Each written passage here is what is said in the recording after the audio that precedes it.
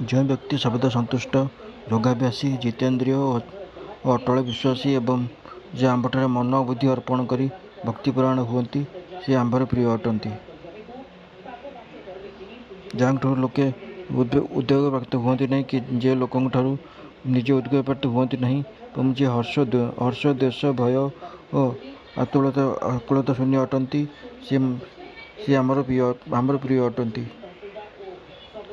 जे शरीर मन वचन द्वारा अन्य प्राणी को पीड़ा दियंती नहीं बोली तांको कहीं भय करती नहीं और जे आंबठारे ईश्वर भिन्न आउ किसी अनुभव करूँ काठार भय प्राप्त हुअन्ति नहीं एवं जे इष्ट लाभर हर्ष प्राप्त और परर उन्नति देशयुक्त हुअन्ति नहीं। पुणी जे व्याघ्रादि हिंस्र जंतु भूतादि देवजनी प्रभृति कौन प्राणी को भय करते नहीं और कौन अवस्था जे आकल हुअन्ति नहीं से आंबर प्रिय अटंती। आंबर जो भक्त मोनादि भिन्न जत्न प्राप्त बा अनायासर द्रव्य भोगविलास रहित जहाँ बाह्य अभ्यंतर सर्वदा पवित्र अर्थात जे स्नानादि द्वारा तार बाह्य शुद्धि और कामक्रोधादि रिपु दमन द्वारा अंतर्शुद्धि करछन्ति।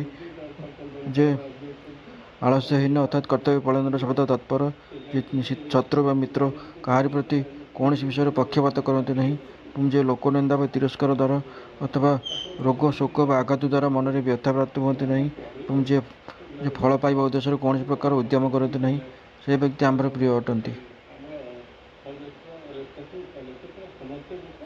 श्रीमद्महाभारत शतसहस्र शतायूं वैयासिक्यां भीष्म प्रभाणी श्रीमद्गीता उपनिषद ब्रह्मविद्या सहित योगशास्त्रे श्रीकृष्ण अर्जुन संवादे भक्ति योग नाम द्वादश अध्याय। किंतु जो पूर्वोक्त अमृत तुल्य धर्मर उपासना करती और सदाल हो आंबठारे ध्यानपरायण हुअन्ति से भक्त मैंने आंबर अति प्रिय अटंती। इति श्रीमद्भागवत गीतार उत्कलन बदरे द्वादश अध्याय।